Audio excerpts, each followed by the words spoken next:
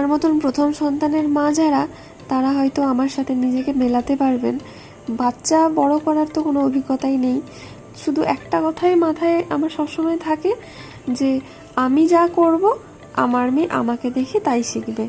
সেই ভয়েতে না আমি সাজুগুজু করা, তারপর নেল পলিশ পরা, কোনো কালেই খুব বেশি সাজুগুজু করতাম বলে মনে পড়ে না, অকেশনালি করতাম। আর এখন তো মানে সেটাও প্রায় বন্ধ করে দিয়েছি বলে বলা চলে আর কি। কারণ আমার সবসময় মাথার মধ্যে কাজ করে যে আমি যদি এটা বেশি বেশি করি তাহলে আমার মেয়েও এইসবের প্রতি ইন্টারেস্টেড হবে, আর ভবিষ্যতে পড়াশোনা হয়তো করবে না। কটা বাজে? 3টে বাজে। তুমি ঘড়ি দেখতে জানো? কোথায় দেখলে? ওখানে দেখলে 3টে বাজে? না 3টে বাজেনি এখনো। 3টে বাজেনি নয়, এখন 5টা বাজে। না হ্যাঁ না সত্যি 5টা বাজে? না কটা বাজে? 3টে বাজে। আচ্ছা তোমার কথায় যদি 3টে হয় তাহলে 3টে তো আমরা বিস্কুট খাওয়ার সময় নয়, না সন্ধেবেলা খাবো। 7টা বাজুক, 7টা বাজুক। তুমি যে মাংস ভাত খেয়েছো, তোমার তো পেটে এখনো পেট ফুলে আছে। পেটে ফুলে আছে না? এরকম ফুলে আছে, পড়ে যাবি পড়ে যাবি।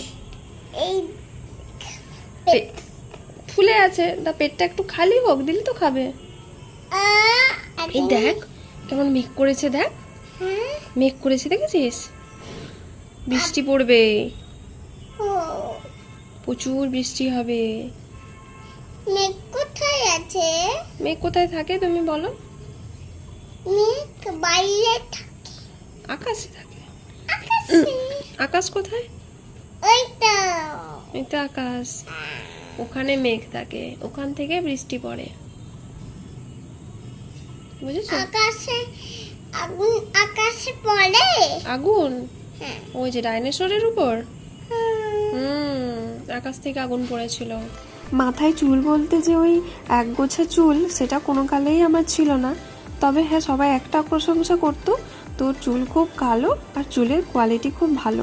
আমিও মনে মনে বেশ আনন্দিত হতাম এটা শুনে। তো যে কটা চুল ছিল মেহু হওয়ার পর 6 মাস পর্যন্ত মাথায় ছিল, আর মেহু পেটে আসার পর চুলের ঘনত্বটাও একটু বেড়েছিল। তারপর 6 মাস পর, মেহু হওয়ার 6 মাস পর সেই যে চুল পড়তে শুরু করলো, এখনও পড়েই চলেছে, মনে হয় মাথায় সব চুল উঠে যাওয়ার পর গিয়ে থামবে। এখন মেহুকে